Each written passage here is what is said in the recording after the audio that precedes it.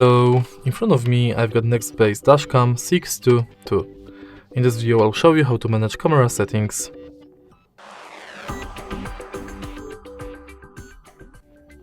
In the beginning, let's take a look at the camera. And now let's go to settings. Now you can change video settings, resolution, video length, exposure, audio, timestamp, GPS stamp, speed stamp, model stamp, dual files, number plate, time-lapse, G-sensor, image stabilization and extreme weather.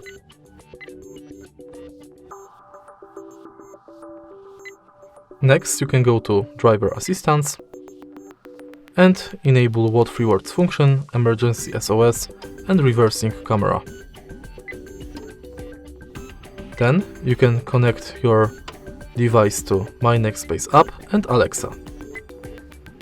In setup, you can set screensaver, check your recording history, enable alerts, parking mode, change language, time zone, country, time and date, speed units, screen dimming, device sounds, auto power off, keep user settings, format SD card, check system info and perform factory reset of the device.